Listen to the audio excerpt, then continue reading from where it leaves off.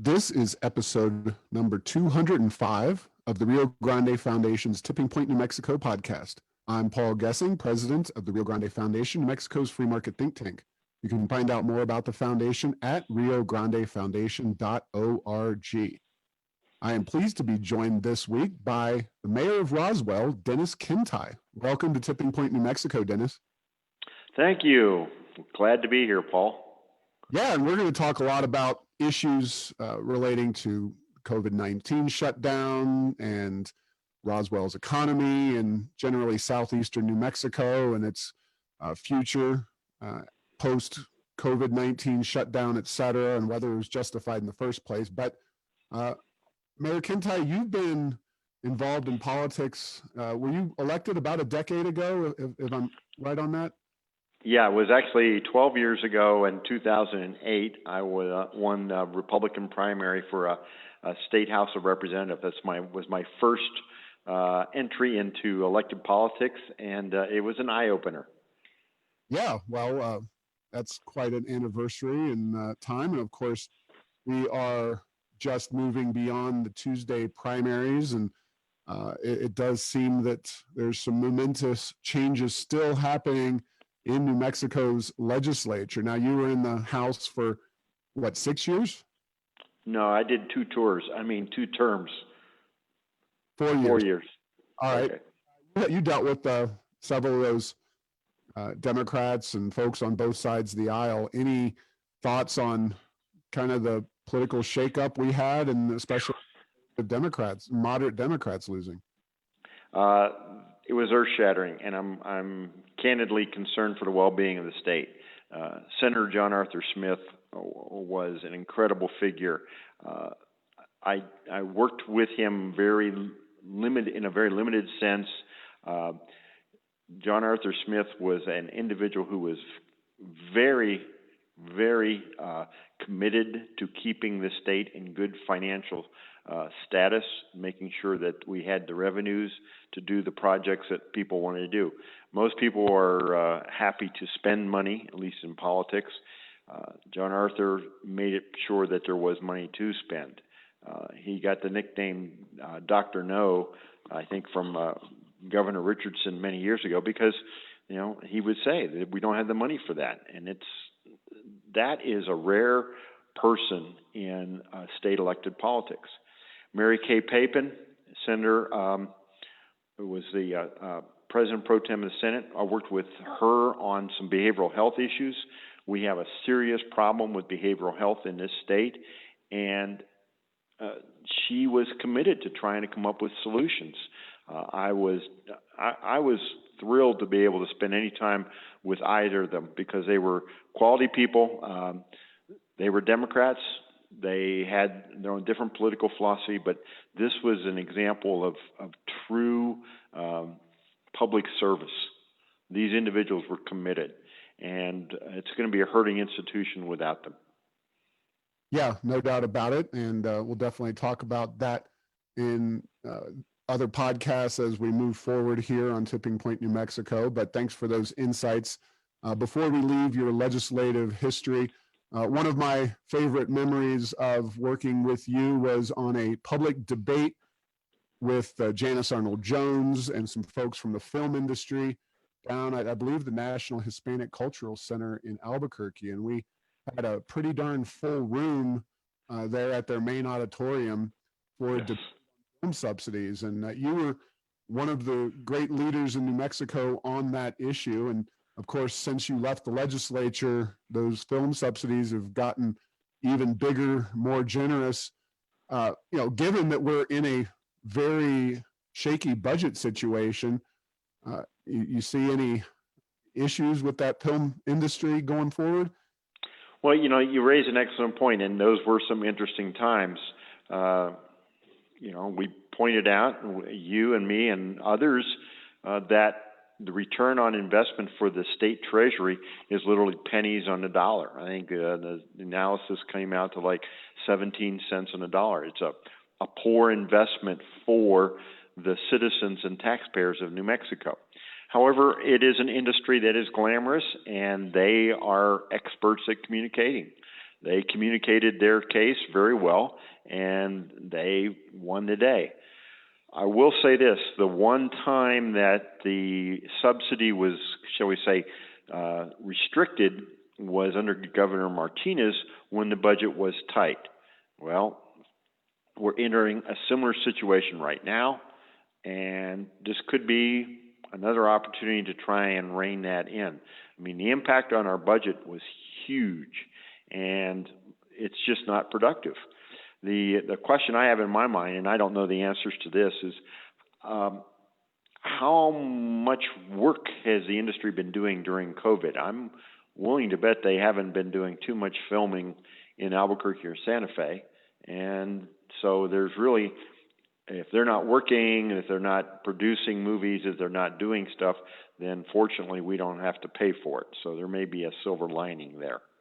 Yes, that is actually something that we've pointed out as well, that the film industry is not taking checks right now, and the rail runner is on pause, which is saving taxpayer money as well. But eventually, both will get moving again and start sucking up some of those tax dollars. But you're right, we'll see how this whole budget situation pans itself out, and certainly Michelle Lujan Grisham is no Susana Martinez.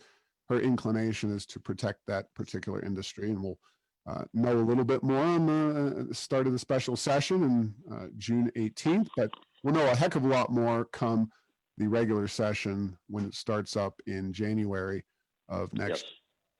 And let's get to it. Let's talk about Roswell, and just let's start with we know oil and gas is big in southeast New Mexico. Roswell is kind of on the edge of that whole situation, but there's a lot of companies located down in Roswell that deal with the oil and gas industry. Talk about, just in general, economically speaking, how your city, Chavez County, they're faring in this situation relating to COVID-19, but also the pretty strong decline in oil and gas prices in production. The oil and gas hit came before the COVID-19 hit, and it was declining production or declining price of oil, the increased production. One of the other big factors for us is natural gas. Natural gas really took a really big hit sooner. Oil can be moved a number of ways. It's a liquid, so you can put it in rail cars, and there was some of that happening. Theoretically, and I say theoretically, you can truck it as well. None of that is an option with natural gas. You've got to have the pipelines. And there's anecdotal statements, I'm not sure how valid they are, that the wellhead price of gas had dropped to almost zero. In other words, it was coming close to impossible to sell the gas. Now, what people need to understand is that every well, hydrocarbon well, produces three qualities. One is oil, one is gas, and one is water. And they do it in different proportions. In other words, if you have a gas well, primarily a gas well, there may be a tiny bit of oil and a tiny bit of water, but they all come together. Now, others, there will be different ratios. So the industry is a fascinating and complex one. I worked briefly in the industry, and I've made it a point to try and stay on top of it by speaking to the individuals heavily involved. Water is referred to as produced water. It's not something you could drink. It's not something you could water your crops with. It usually has salt, oil, and other impurities in it. It actually is a waste product in the oil patch, and companies are paid to haul it away, which seems disingenuous, but that's what happens. The water is then, in many cases, sent back down into the ground through what are called injection wells. Natural gas, as I was saying, the challenge there is to be able to move it to the market. Now, one of the markets that's been developed is the liquefied natural gas, where you put it on an ocean-going ship and you ship it over to Europe or Japan, someplace like that. Getting it to the ocean, though, is the trick, and there's been a lot of work done to try and increase the amount of capacity we have. The the challenge is that in the past, for years, it was to burn the gas off, and that is to flare. And that's become very restrictive because of the concerns about pollution and carbon dioxide. Finally, the price of oil, which is, like I said, the driving commodity, has dropped. Now, lately we've heard it's gone back up, but the problem is we have overcapacity in the world. It is a worldwide commodity. So it's not what happens in Roswell, it's what happens around the globe. And we've got issues with Saudi Arabia producing, with Russia producing, and the United States now becoming the leading producer, something that was unimaginable when I went into the legislature in 2008. It speaks highly of the creativeness, ingenuity, dedication of American oilmen. Those are the ones who have made this happen. So we've been kind of punished by our own successes. Where do we go from here? And I will tell you flat out, and I will tell you what the people in the oil and gas industry say. If you can tell me the price of oil next week, we'll make $1 gazillion because nobody knows. Right. And as I sit here, we record on Monday. Crude oil price is at $38, which, it's rebounded quite significantly since it went zero for a day, essentially, a month or so ago. And, 38 is still not where most of the Permian producers need to be to make a profit, but it's gotten a lot closer to that a lot more quickly than I think a lot of people expected. But and I'm happy to have you comment on that, but I really do want to know, like, the impact you're seeing in Roswell on your economy from all of these things. Where is this hitting your city, or is it doing okay? And well, here's the challenge: gross receipts tax revenue is the primary source of revenue for municipalities. Gross receipts, most people call it sales tax, but it's not just on sales, it's also on services. So here in the state of New Mexico, it's called GRT, or gross receipts tax. So you have a business. You do a transaction, say, in the month of March. Sometime in the month of April, I think it's by the 10th or so, you are to send to the state of New Mexico Tax and Revenue all of the gross receipts tax you've charged. Now, there's portions of that total tax. Some goes to the county, some goes to the municipality, some goes to the state. Actually, most of it goes to the state, and the state gets something like 5.25%. Gross receipts tax is the primary source of revenue for the state. Most people don't know that. They think it's personal income tax, but it's actually gross receipts. So that goes to the state. The following month, in other words, transaction in March, April, the merchant sends a check to the state of New Mexico. The following month, May, the state of New Mexico sends a check to the municipality, minus a shipping and handling fee, which is what I call it. They actually charge us something like 2.5% to handle this. It is kind of a sore point for us. Anyway, we've not seen the hits yet, which has us more than a little perplexed. We got the May check, which reflected activity in March. We're waiting for the check in June, which will reflect the activity in April. But there's conflicting data or information out there. One is that certain municipalities will actually benefit because of the onslaught of purchasing from large stores. Here in Roswell, we have Target, Home Depot, Sam's, Walmart. We're the largest entity around here, and so people come here from outside the city limits to make these purchases.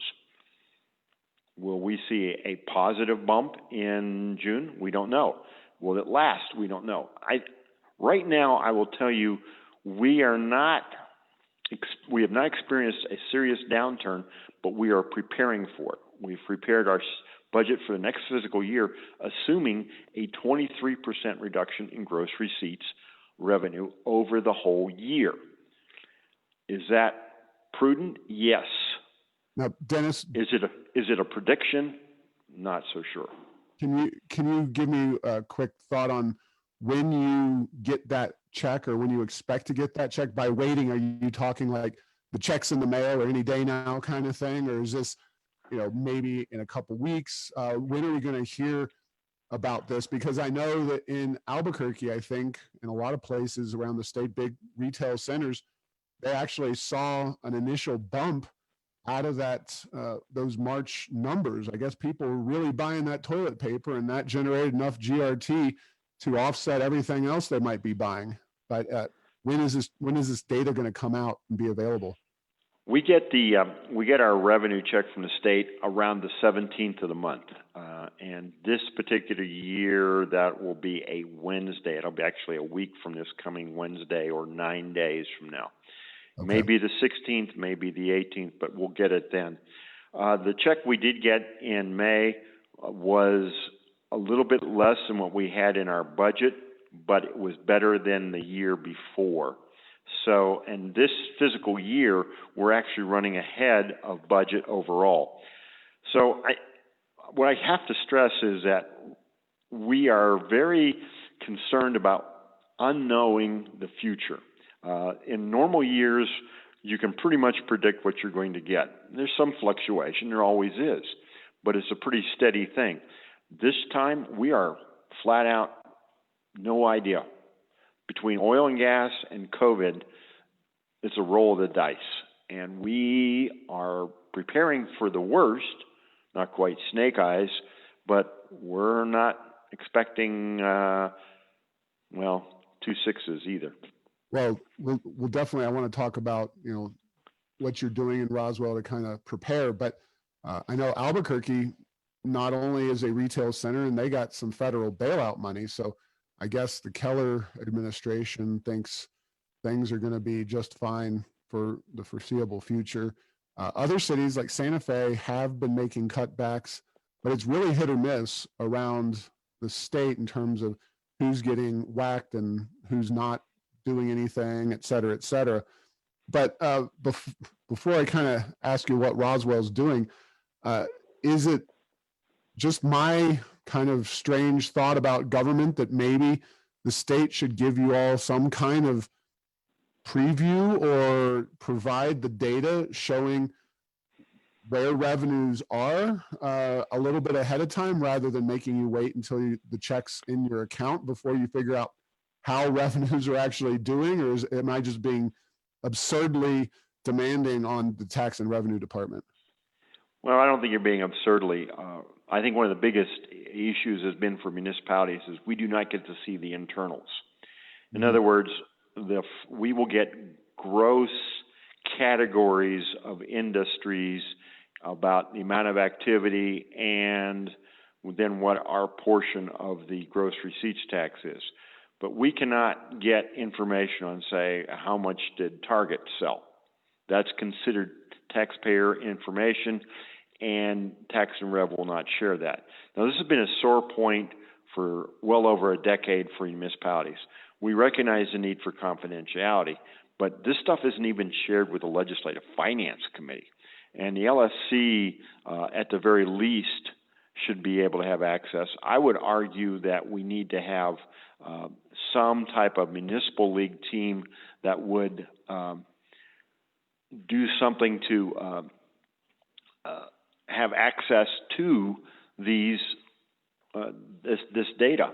So in other words, not every city maybe have it. Maybe Albuquerque. I mean, the reality is Albuquerque's the largest city in the state by a long shot. Las Cruces comes close to it, not close to it, but comes along second. So we're a long ways down from there. But we should be part of a team. I mean, in fact, Roswell is the 5th largest city in the state. Interesting dynamic. So we could use some more data. We can use some more transparency. We know how to deal with stuff confidentially, and I think that's the key here. We need to be able to get more information from the state, but it's not happening anytime soon.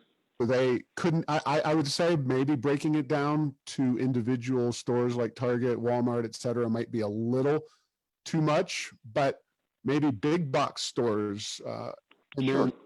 restaurants or, those kinds of things, entertainment avenues. Seems like that would be the least they could do, but it's also surprising that they can't give you like here's where we are right now in terms of tax revenue for this given time period, as opposed to just, surprise, this is how much you're getting, and we're not going to tell you how really it happened. Well, it's even more interesting in that they make mistakes occasionally. They give us too much, they give us too little. And then the next month or the month after comes the correction. They don't give you, if they gave you too much because of a mistake up there in Santa Fe, guess what? They cut your dollars way down. Or suddenly you get a big bump and you go, what the heck has this come from? Trying to get an explanation is very difficult.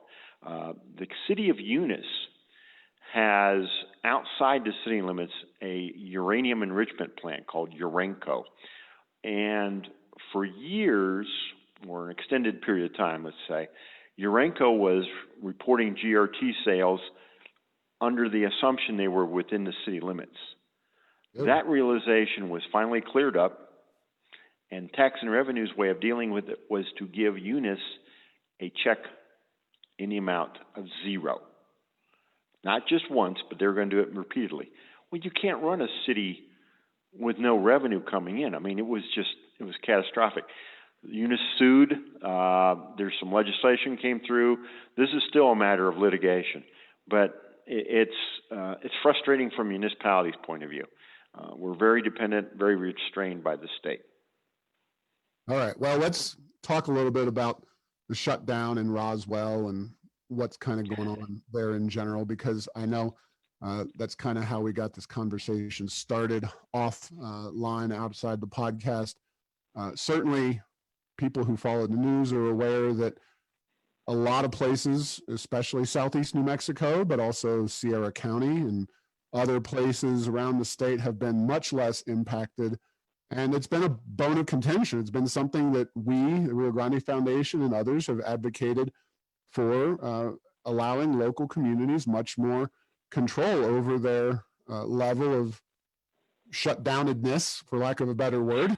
And that's something that you echoed. And without getting too down into the nitty gritty of the data, can you share your reasons for what you think the overreaction might have been, and what you could be doing a lot better these days with regard to the virus and the shutdown from the governor's office? Well, I'm grinning because this is the kind of time I'd love to have a whiteboard that I could go to and a wireless microphone. And you're right, and you know me well enough to know. I mean, that was my whole point with the film subsidy. It's look at the numbers. And this is the point that the governor's office is, we're driven by data. We're driven by science. No, you're not. I'm sorry. I don't mean to be too rude, but it's not happening here. The administration had taken a position that one size fits all. Whatever happens in New Mexico happens throughout New Mexico. And I think that's fundamentally flawed. Eventually, the governor came off of that and realized there's a greater problem in the Northwest. Cibola, McKinley, and San Juan counties have huge issues. No two ways about it. But you are spot on correct. Southeast New Mexico, Chavez County, has not been impacted. Now, we can float all kinds of theories as to why, and we could take up a couple dozen probably podcasts. But that's not where I'm trying to go. I'm trying to say, whatever the reason is, the reality is we have not had this challenge. Today, last night, Chavez County had a total of 49 reported cases since, I think it's March 23rd. Last Sunday, we were at 47. We've had some weeks where we bumped up, but we've also had weeks where we sat basically with no increase. We're not unique in southeast New Mexico by any stretch. I have two different criteria for southeast New Mexico. One is the four counties bordering Texas and Chavez. By that I mean Roosevelt, Curry, Lee, Eddy, and Chavez. All five have some connection to oil and gas. Roosevelt and Curry more tangential, but there's still some. The Department of Health lumps together with those five Quay, Guadalupe, Debaca, and Lincoln. Okay, fair enough. These counties right now, these 9 counties, have approximately 2.7% of all reported cases in the state of New Mexico. 2.7. They are 14.5% of the state's population. Chaves County has 0.5% of the cases in New Mexico. We are 3.1% of the state population. We have, in this whole region, in these 9 counties, we have had 4 fatalities. 2 of them supposedly in Chaves County, and I could go on for extended period of time about why at least one of those is completely inappropriate. But 4, I think Cibola County by itself, Cibola, Grants, if I'm not mistaken, is above 8. I think San Juan has 130. It's way out of proportion. We have not had the impact down here of COVID. Any number of reasons why, but it is, and it's not a new thing. I mean, it has been that way for well over 8 weeks. I've got, and Paul, I've shared with you, I've got spreadsheets, multiple different spreadsheets. I've been doing write-ups on this that I've shared with the Mayor's Advisory Group. I sent it to Mayor Hall from Rio Rancho and other mayors. Hopefully that got through to the governor's office, but I doubt it. The data does not support the restrictions that have been placed on southeast New Mexico. Well, they'll say, what about West Texas? I've included in my last 3 reports the trends in West Texas, and it's just, by that I mean the counties going basically from Lubbock down to Midland, Odessa, the oil areas near New Mexico or adjacent to New Mexico simply don't have the problems. We here in southeast New Mexico are more threatened by COVID coming from the metro area and the Northwest than we are coming from Texas. And yet the governor had a restriction on anybody coming from Texas was supposed to self-quarantine for 2 weeks. I can tell you that has not happened. Well, it's not surprising that you're at odds with the governor given the circumstances in southeast New Mexico. But, as the mayor of Roswell, I mean, you've been in a bit of a tough position because I'm sure you've been talking to business owners who want to open or even are willing to violate the law. Have you seen business owners either trying to get very cute, if you will, with the law, and you don't have to mention any specifics, or in cherished institutions around your area that have been detrimentally impacted to the point where they're expected to close or they've already announced closing? Because we've got plenty of restaurants, and I know breweries, for example, are really feeling it right now because the governor still hasn't allowed them to come back.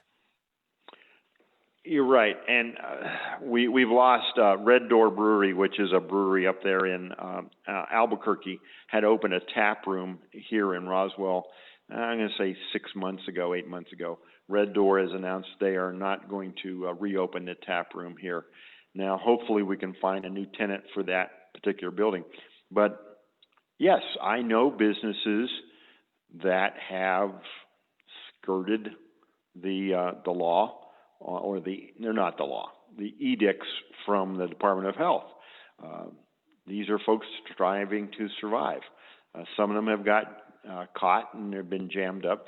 We've had some controversy over certain individuals reporting a restaurant that was allowing dine-in a few days before the governor permitted it, and it's tense. It's actually one of the things that has me most concerned is neighbor turning on neighbor. The whole issue of face masks, not wearing face masks. I will be quite candid with you.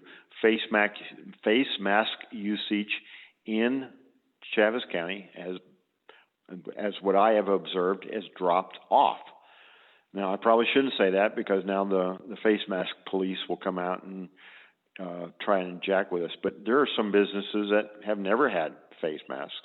Well, face masks have been pretty partisan in their level of use or disuse. And of course, Roswell is a pretty conservative area, but I was just over at the Rio Grande Foundation P.O. Box in Nob Hill, undisclosed post office location, but liberal community right there off of Route 66 in Albuquerque. And yeah, there was a lot of face mask wearing, and there's been obviously back and forth on that. So, Roswell is a conservative area, and I know that's probably driving a lot of those changes and differences.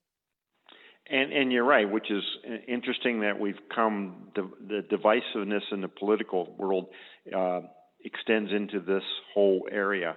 I mean, the World Health Organization came out a week or so ago with, the face masks don't really do anything.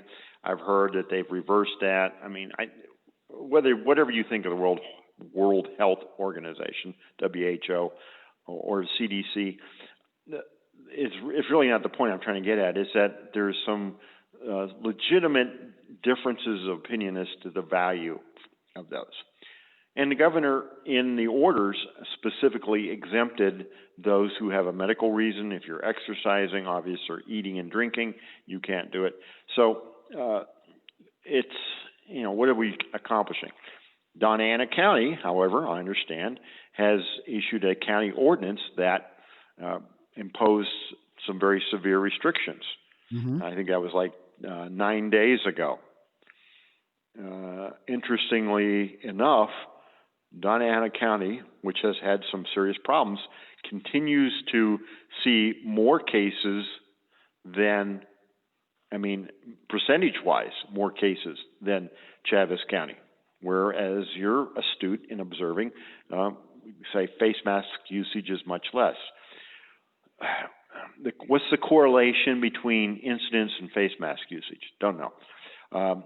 Here, we've been meeting weekly with CEOs of our 2 hospitals and a state rehab hospital, our emergency services, our deputy city manager who's over public safety. We have had in Chaves County a grand total of 5 individuals hospitalized for COVID. 5. The most recent one was, in fact, a transfer from Eddy County. So we're right now we have no one. We have simply none. And in many ways, that's going to be more of an important measure, because we were told we needed to do these restrictions to avoid an overwhelming the healthcare system. We needed to protect capacity so that we wouldn't end up with people dying in the streets. And that was a pretty dire warning that we all heard.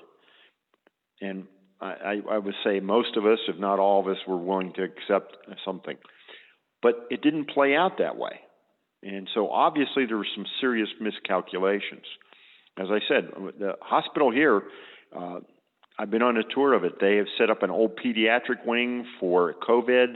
It's like 12 beds, separate area, positive air, the whole 9 yards. It's never been used, ever. They never had enough patients with COVID at the same time to justify opening this other wing.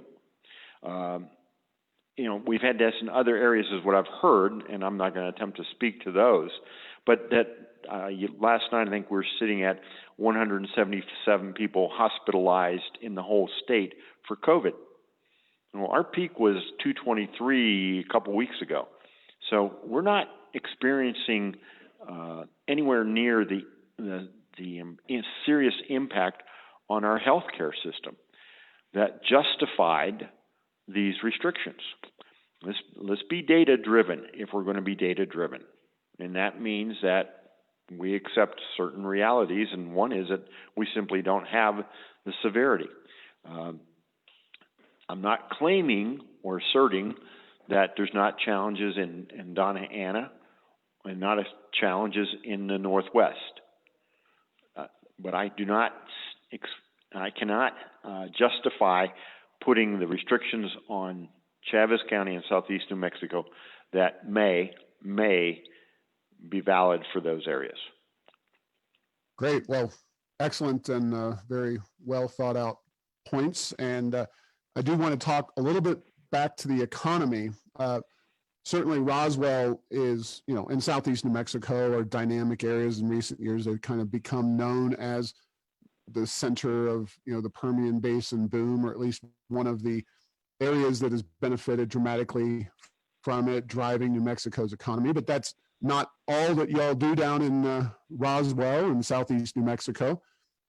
Any other issues, meatpacking industry? I know there's been some efforts down in that part of the state. Maybe I'm just missing if there is some of that, but definitely the former Walker Air Force Base, which is a boneyard, if you will. It's a place where they store passenger jets that are no longer flying, and nobody's flying right now. And I understand that's probably a growing business. I don't know how much of a financial benefit that is, but can you talk about other aspects of the economy down there that are either benefiting or being harmed by the current situation?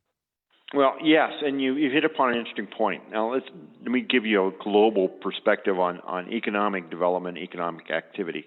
This is me speaking, Mayor Kintigh. I believe you have to build on your strengths. Okay, what are the strengths down here? One of our strengths is oil and gas. Agriculture is a strength because, interestingly enough, we have water. Roswell sits on top of a recharging aquifer.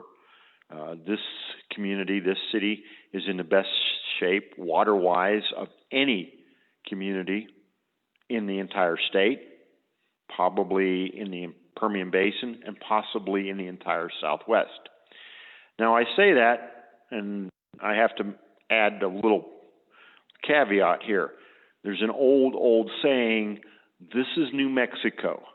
Whiskey is for drinking, water is for fighting. Keep your hands off our water.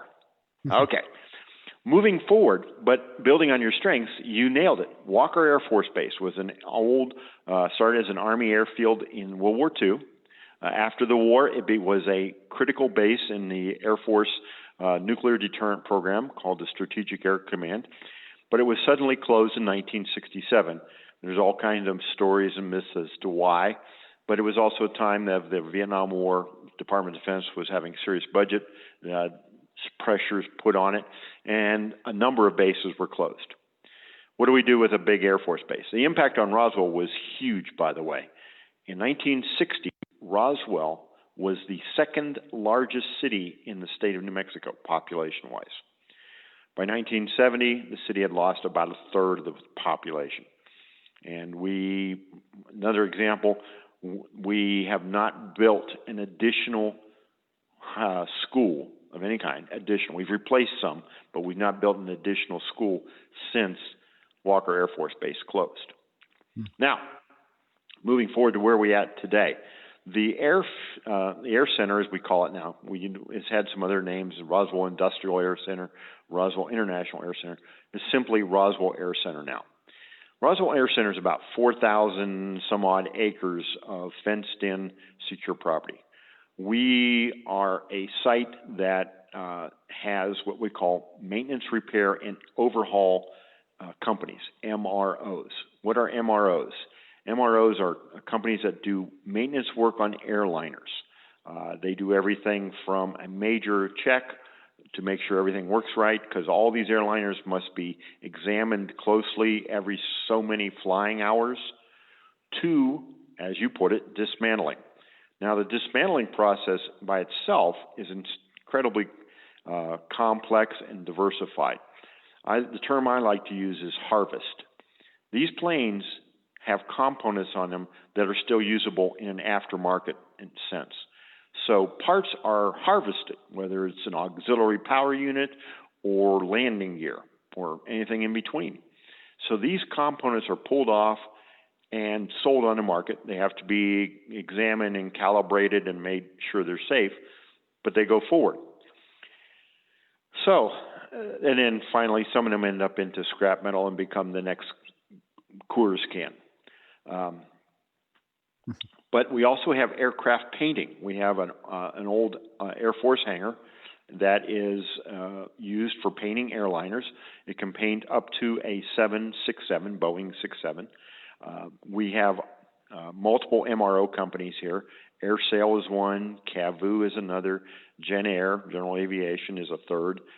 We may get others come here, but these are all doing work on these airliners.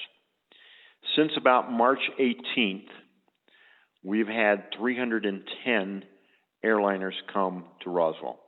We've had them come from American Airlines, United Airlines, and Frontier, and they are parked down here.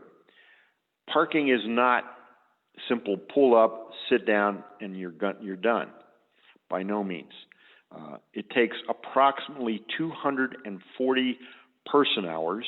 We don't say man hours anymore. It's person hours to put a airliner into storage. 240. That's a lot of work. Once they're in storage, they have to be checked approximately 30 to 40 hours a month per plane. And then for the plane to come out of storage is at least another 240 hours. This was about a week ago, I double-checked with our Air Center manager. We have 175 new workers here at the Air Center. The reason why we know that is they have to have a special badge to get inside the fence. That 175, or some of them are employees of United Airlines, some are employees of American, some Frontier, and some of them are contract personnel come to work for our local MROs. Now, this 175 are staying at local hotels. They've been eating carry-out from our restaurants, but now, thank goodness, they're able to actually sit down and enjoy a meal and maybe an adult beverage. But this is the one positive economic activity that's happening in the entire state that I'm aware of. In other words, this is going on right now, and this is a growth aspect. Now, I came to this podcast from a meeting with some legislators and county officials. We're discussing how do we continue with this, and what do we do? And one of the things we need is enhanced infrastructure.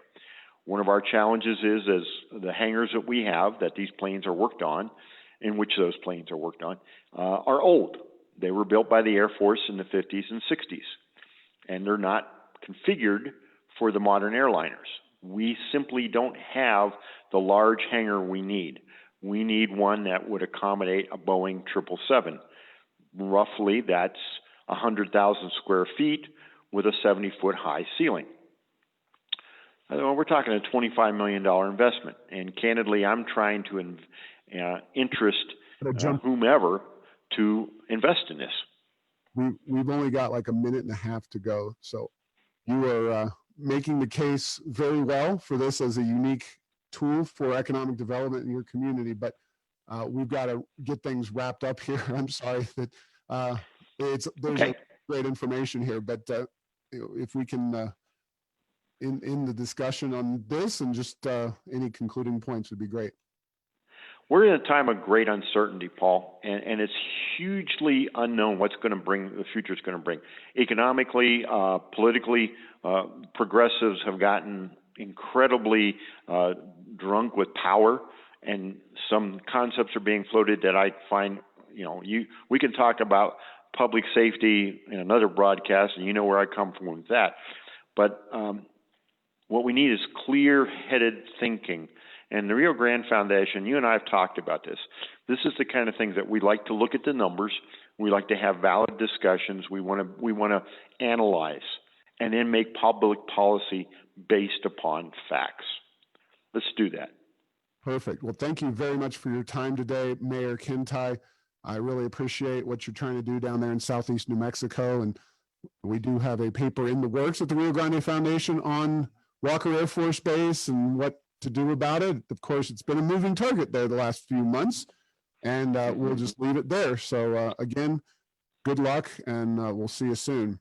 Thanks for listening to this week's podcast. Make sure to get the latest edition of Tipping Point New Mexico by subscribing to Apple Podcasts, Stitcher, and Spotify. You can post or comment on this and other episodes on Facebook and Twitter, and tell Google Home to play Tipping Point New Mexico. Thanks to Path 3 Marketing for producing this show.